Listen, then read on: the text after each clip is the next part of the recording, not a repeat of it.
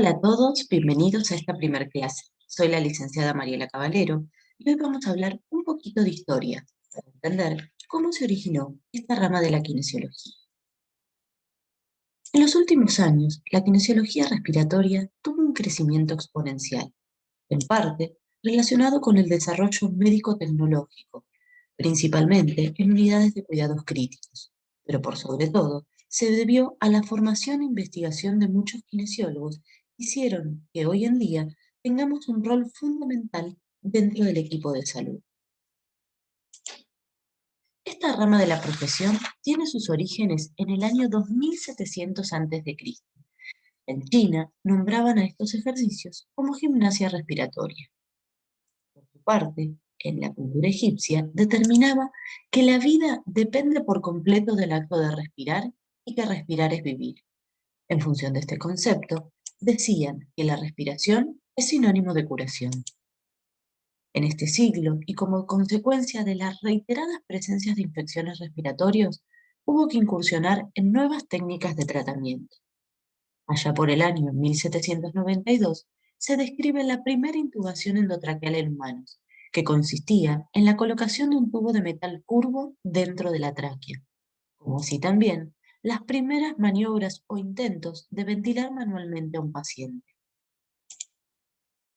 En el año 1901 se comienza a hablar del drenaje postural, en que consistía colocar a un paciente en distintas posiciones, teniendo en cuenta la segmentación broncopulmonar y utilizando el efecto de la gravedad que permitía desplazar secreciones desde distintas regiones del pulmón hacia la vía aérea superior.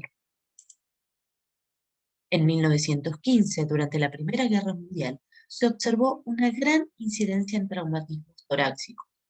Todos estos pacientes necesitaron tratamiento y es aquí donde se empieza a hablar de ejercicios respiratorios y físicos aplicados a todos aquellos pacientes con alteraciones pulmonares, diafragmáticas o pleurales. En el 52, con la aparición de la poliomielitis, hay gran cantidad de pacientes y empiezan a hablarse de técnicas específicas de intubación endotraqueal y ventilación manual, como así también empiezan a utilizarse los pulmones de acero o pulmotores. Los dispositivos eran cilindros metálicos donde se introducía al paciente, dejando por fuera la cabeza y el cuello. En estos dispositivos había una bomba que metía flujo dentro de este sistema cerrado, haciendo cambios de presiones. Cuando la presión bajaba, los pulmones se expandían y el aire ingresaba desde las fosas nasales para llenar los pulmones, y se generaba el efecto contrario cuando la presión aumentaba. Tanto la presión como la frecuencia respiratoria era establecida desde afuera por el médico. Estos dispositivos fueron una imitación de la acción fisiológica de los pulmones y en efecto constituyeron la primera ventilación no invasiva en un paciente. Esta pandemia se cobró millones de vidas y dejó graves secuelas respiratorias.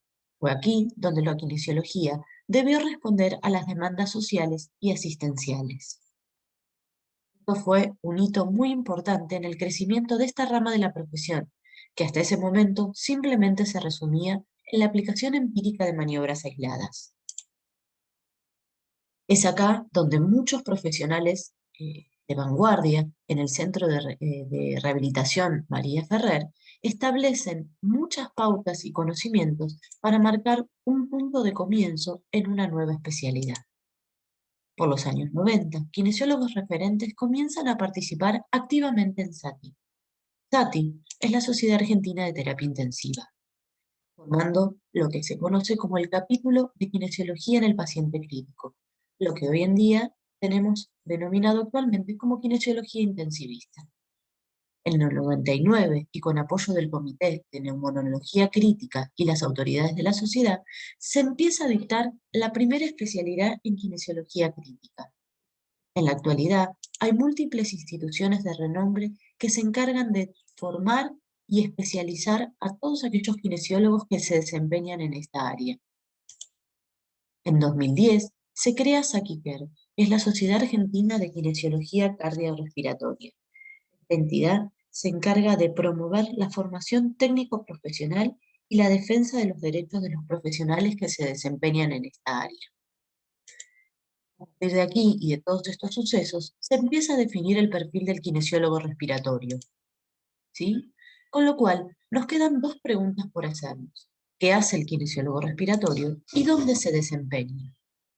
Para entender esto, vamos a saber que los kinesiólogos respiratorios podemos trabajar tanto en cuidado crítico como en cuidado crónico, no solo con pacientes adultos, sino también con pacientes pediátricos y neonatales.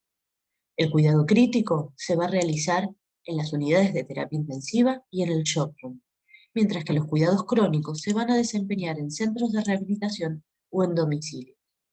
Otros kinesiólogos del área se desempeñan en laboratorios de función pulmonar, donde se encargan de la confección e interpretación y formación de tratamientos para pacientes con patologías pulmonares.